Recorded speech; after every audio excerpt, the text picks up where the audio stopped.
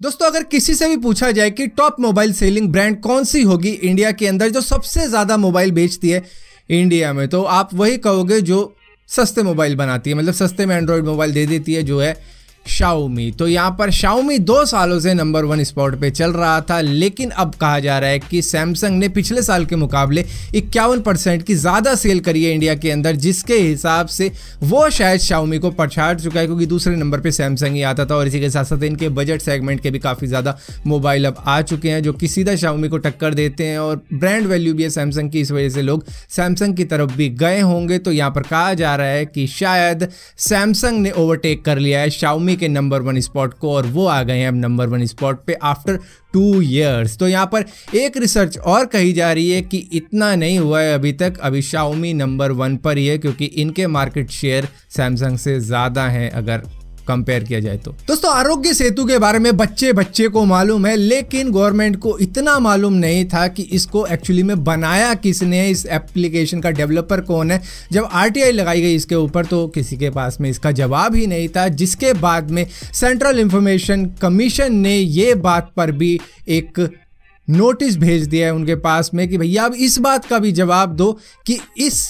RTI का जवाब तुम्हारे पास में क्यों नहीं है कि भैया आरोग्य सेतु को बनाया किसने। फिलहाल के लिए ये तो पता लग गया आरोग्य सेतु को बनाया किसने, क्योंकि जवाब आ चुका है कि ये नेशनल इंफॉर्मेटिक्स सेंटर ने कोलैबोरेशन किया था वॉलंटियर्स के साथ में, और जो भी इस एप्लीकेशन की इंडस्ट्री में है, और इसी के साथ साथ कुछ एकेडमिक्स के स्टूडेंट्स के साथ में, जहां पर 21 दिनों के रिकॉर्ड टाइम में इस एप्लीकेशन को बना दिया गया था। लेकिन फिर भी अभी भी इस बात का जवाब देना बाकी है कि पहले जब पूछा गया था तो इस बात का जवाब क्यों नहीं था। दोस्तों आपको मालूम है जब भी कोई कार को बनाया जाता है उसको बनाने से पहले उसको सिमुलेशन के अंदर ट्राई किया जाता है। जब बात की जाती है एक्सपेंसिव कारों की, सुपर लग्जूरियस कारों की, जिसमें से बुगाडी एक ऐसी फ्रेंच ब्रांड है जो कि सारी कारों को सिमुलेशन के अंदर सबसे पहले ट्राई करती है। तो इनके पास में एक कॉन्सेप्चुअल कार है जो है बुगाडी बोलाइड, जो कि कुछ इस तरीके की दिखती है, जिसके अंदर W16 इंजन को लगा के सिमुलेशन में ट्राई किया गया। तो इसने करीबन 498 किलोमीटर पर आवर की स्पीड को अचीव कर लिया, और यहाँ पर इसका जो इंजन है ये करीबन 1825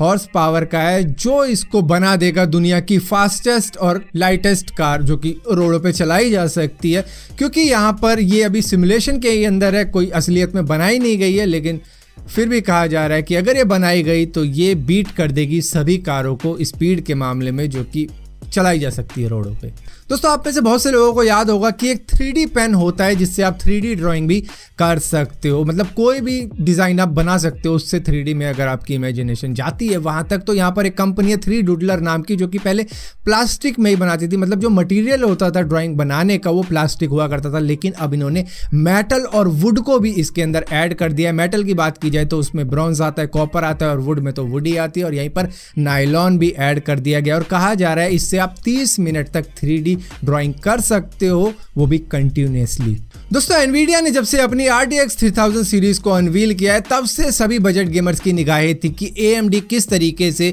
इनको टैकल करता है, क्योंकि बजट सेगमेंट में वो काफ़ी अच्छे प्राइस टू परफॉर्मेंस का ग्राफिक कार्ड दे देते हैं। अगर बात कर रहे हैं AMD की, तो यहाँ पर उन्होंने 3 कार्ड अनवील किए हैं, कल ही किए हैं, जहाँ पर कई लोगों को पहले ही पता लग गया होगा, जहाँ पर कार्डों के नाम कुछ इस तरीके से हैं RX 6800, और इसी के साथ साथ इसका एक XT वेरिएंट भी है, और यहीं पर एक और है जो कि इनका टॉप वेरिएंट है जो है 6900 XT, जो कि करीबन $1000 का है, और यहीं पर सबसे सस्ता पड़ेगा आपको 6800 जो कि होगा करीबन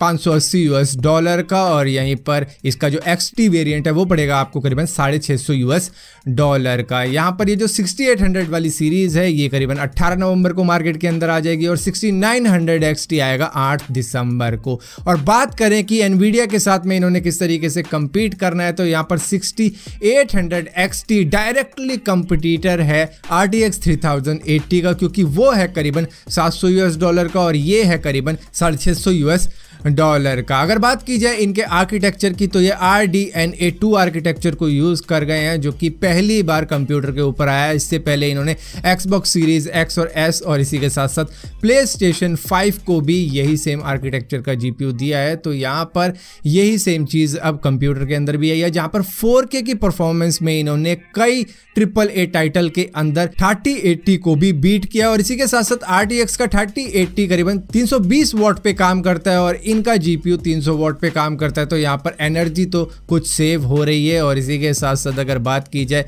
किन किन टाइटल्स को बीट किया है, तो यहाँ पर बैटलफील्ड 5 को बीट किया है, सीओडी मॉडर्न वॉरफेयर को बीट किया है, बॉर्डरलैंड्स को बीट किया है, फोर्जा होराइजन 4 को बीट किया है 4K की गेमिंग के अंदर। और यहीं पर इसके FPS ऑलमोस्ट दुगने हैं इन्हीं के RX 5000 सीरीज से। और इसी के साथ साथ जो पुराना आर्किटेक्चर था उससे इनकी परफॉर्मेंस पर वॉट करीबन 30% ज़्यादा हुई है, तो यहाँ पर इंप्रूवमेंट है जिसकी वजह से आपको दुगनी परफॉर्मेंस भी देखने को मिल रही है। और यहीं पर प्राइस टू परफॉर्मेंस देखोगे तो लोग AMD के ऊपर ही जाएंगे, लेकिन जितने भी लाइव स्ट्रीमर होंगे, जितने भी कंटेंट क्रिएटर होंगे और जितने भी मतलब रिकॉर्डिंग करने वाले होंगे गेम्स की, वो तो NVIDIA की तरफ ही जाएंगे, क्योंकि NVIDIA के जो RTX सीरीज है, चाहे वो 2000 सीरीज की ले लो, उनके अंदर जो NVENC एनकोडर होता है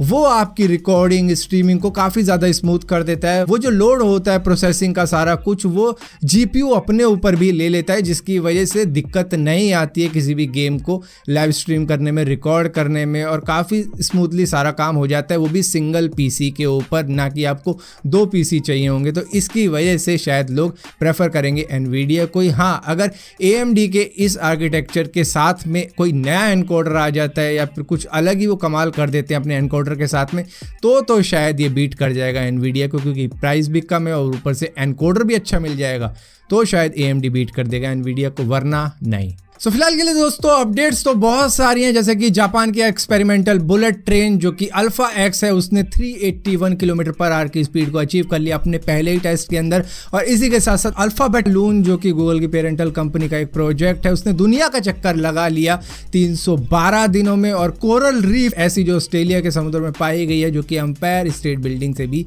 ऊंची है। तो फिलहाल के लिए इस वीडियो में इतनी अपडेट्स थी। अगर वीडियो आपको पसंद आती हो तो इस वीडियो को लाइक जरूर करना, शेयर जरूर करना, और इसी तरीके की और भी वीडियो देखने के लिए इस चैनल को सब्सक्राइब जरूर करना। और सब्सक्राइब किया है तो बेल का आइकन जरूर दबाना, वरना आपको मालूम नहीं चलेगा मैंने को वीडियो डाली दी है।